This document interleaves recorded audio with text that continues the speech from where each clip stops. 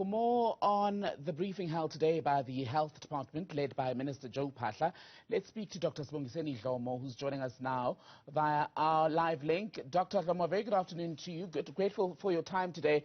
An important day for the Health Department. The Vaccine Certificate Program digital system officially launched, but soon after that launch, we're hearing people saying that they were not able to access the site or that it was timing out. Have those glitches been resolved? Good afternoon, and good afternoon to our listeners and viewers. We don't expect the launch to coincide with an excellent program as of today. Some people were saying, in fact, you'd be surprised people were even accessing it before we officially launched it today. So I would not be surprised if someone has not been able to follow the steps. It's all computerized. You download it and you follow step by step. You eventually get to it. A small miss of either the QR number or maybe a small miss of your ID number will result into that. But some people have successfully gone into it. If you were saying none of our people have been able to access it and really download, then we would be saying there's a problem. We just need to be patient, go to it slowly, and therefore it will actually give you the vaccine certificate. But Dr. Dlomo, is it something that you're actively monitoring and constantly working to improve? Definitely, yes, because among other things that the minister announced this morning was to say we want even to strengthen the security on it so that it becomes you and you alone who can actually access your certificate. It's another story for you to download it and then email it to me for me to pass it on or print it for you. But it was also email it and get it actually saved in your mobile phone, so that in case you go anywhere else, you can always just produce it. Like now, some other people don't even have to print their boarding passes; they just produce that. So we are at that level now. But I would say today launched may not necessarily be actually 100% for every South African to probably access it and be able to know how to get going with it. But it is there now.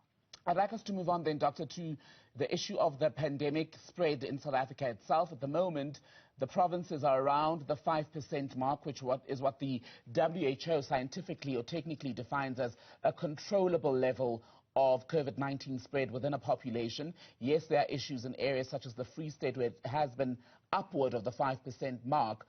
Are you confident we can keep it at those low levels beyond November 1st, the date for the local government elections? It's a behavioral, the issue of up and down of the pandemic is a behavioral issue.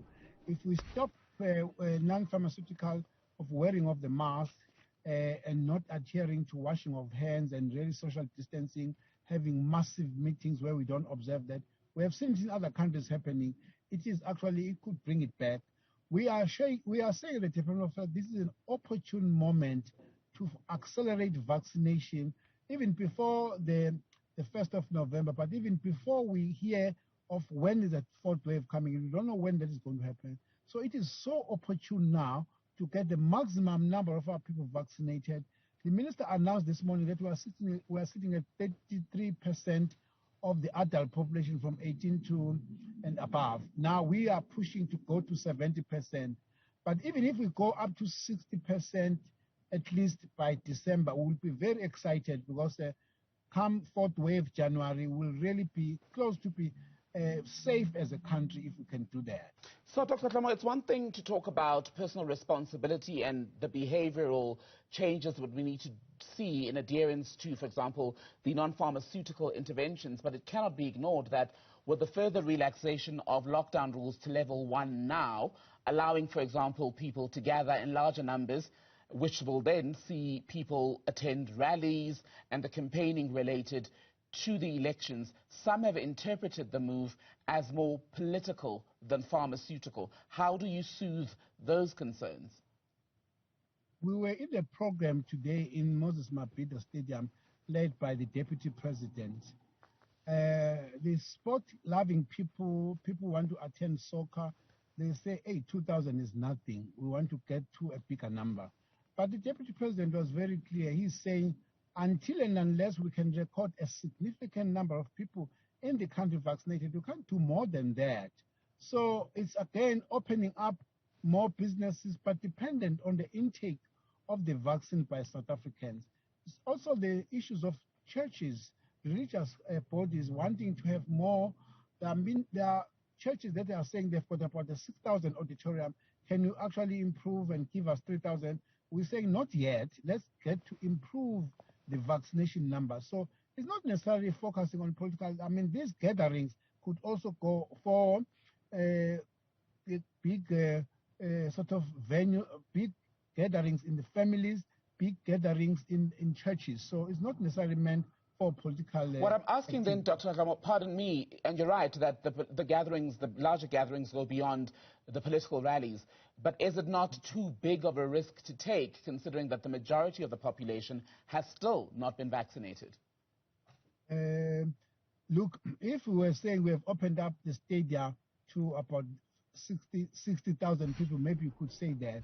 There's a pressure the government is facing. There are people who are saying you are opening up these issues, the numbers too slowly, and you are saying on the other side, until opening up too fast. So now the department is doing, and the government, the balancing act, of course, coming in from the ministerial advisory committees. What should we do? How much can we do this? And then balancing it up there. So other people might say it's too little.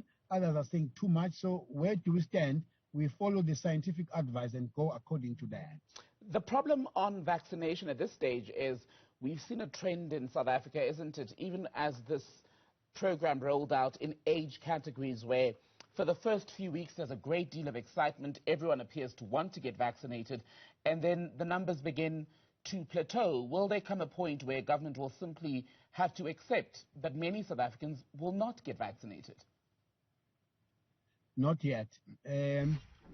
We are actually saying over the past 2 months, the minister has always said we have enough vaccines. And you know, there are South Africans who are keep on postponing. Say, okay, there's enough. I'll go tomorrow, next week, next month.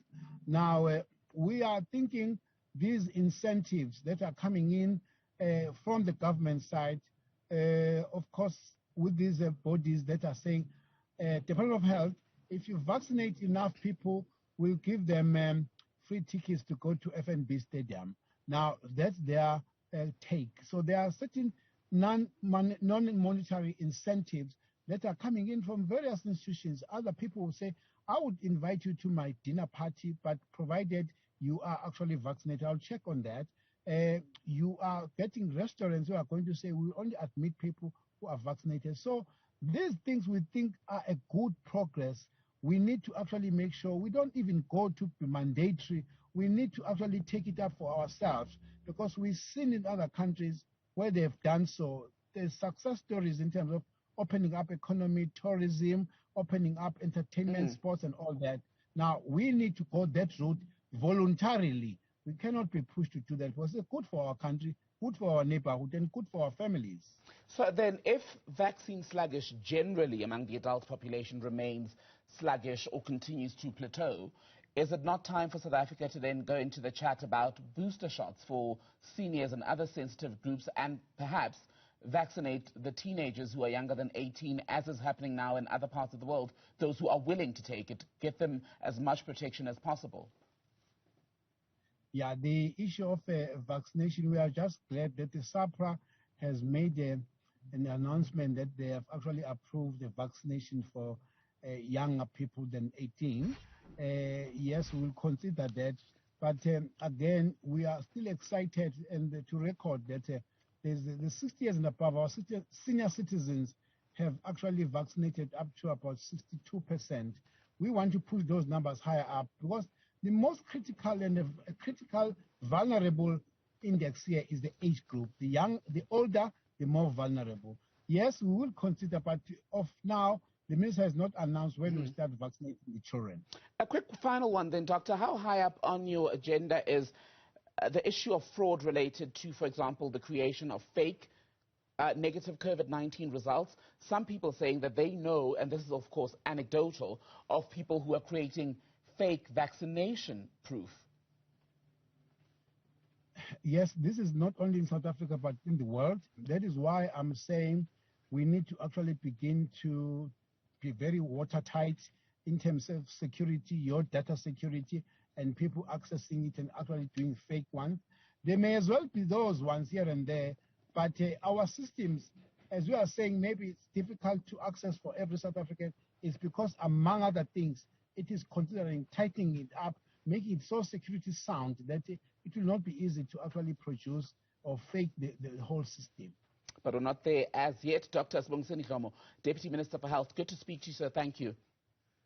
Thank you very much, and thanks to our viewers.